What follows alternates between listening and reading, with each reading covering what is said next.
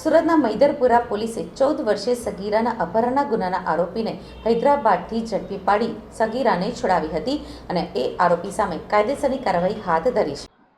આ અંગે મળતી માહિતી પ્રમાણે સુરતના મૈદરપુરા પોલીસ મથકમાં તારીખ 14/8/2024ના રોજ એક અપહરણનો ગુનો નોંધાયો હતો, જેમાં મૈદરપુરા વિસ્તારમાં રહેતી 13 વર્ષીય સગીરાનું અપહરણ થયું હતું.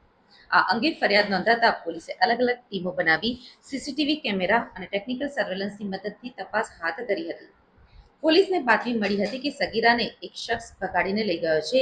સગીરાને ભગાડી જનાર મોહમ્મદ નૂર બાબુ બદરુદ્દીન સૈયદ સગીરાને સાથે રાખી પોતાની ધરપકડ ટાળવા ભારતના અલગ અલગ રાજ્યોમાં છુપાઈને ફરતો હતો. તે દરમિયાન પોલીસને બાતમી મળી હતી કે તે હાલમાં હૈદરાબાદ તેલંગાણા રાજ્યમાં છુપાયેલો છે, જેથી પોલીસની ટીમો હૈદરાબાદ પહોંચી હતી અને આરોપીને ઝડપી પાડ્યો હતો અને પકડાયેલા આરોપીના ચુંગાલમાંથી 13 વર્ષીય કિશોરીને છોડાવી હતી.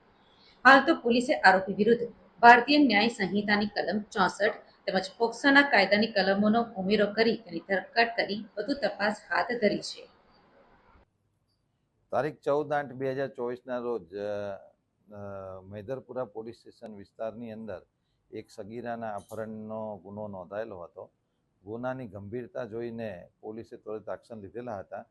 ટેકનિકલ સર્વેલન્સ અને અન્ય માહિતીના આધારે પોલીસની ટીમ દ્વારા હૈદરાબાદથી સગીરા તેમજ તેની ભગાડી જનાર ઈસમને લઈ આવેલા છે, જેમાં જે ભગાડી જનાર વ્યક્તિનું નામ છે મોહમ્મદ નૂર બાબુ બદરુદ્દીન સૈયદ, જે ગામ મીરપુર, રૌતા તહેસીલ, પૂર્ણિયા, બિહારનો એ મૂળ રહેવાસી હતો, પરંતુ છેલ્લા 5 વર્ષથી એ સુરત ખાતે રહીને જરી કામની મજૂરી કામ કરતો હતો અને આ સગીરાના સંપર્કમાં આવી સગીરાને 14/8 ભગાડી ગયેલો, જે ગુનો પોલીસે ડિટેક્ટ કરી અને આગળની કાર્યવાહી કરેલી છે.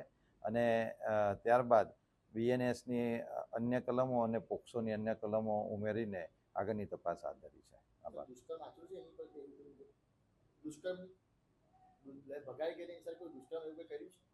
આ કલમ ઉમેરી છે ને એની, અને અન્ય બીએનએસની કલમ 64, 64M, 87 અને પોક્સોની કલમ 3, 4, 7 અને 8નો ઉમેરો કરેલો છે. આ જે આરોપી છે આ છોકરીના સંપર્કમાં કેવી રીતે આવ્યો હતો અને ખુશું નામ બદલીને કઈ? ના, એ રીતની કોઈ માહિતી અત્યારે આવેલી નથી, પરંતુ તમામ એંગલની તપાસ પોલીસ દ્વારા કરવામાં આવશે. અત્યારે ઇન્વેસ્ટિગેશન છે. હાલમાં આરોપી અને સગીરાને પોલીસે લઈ લીધેલા છે અને આગળની તપાસ ચાલુ છે. સગીરાને અને જે આરોપી છે એ સંપર્કમાં કેવી રીતે આવ્યા હતા? આજુબાજુમાં રહેતા હતા, કામ કરતા હતા? હા, એ લોકો આજુબાજુ કામ કરતા હતા, એ રીતે સંપર્કમાં આવેલા.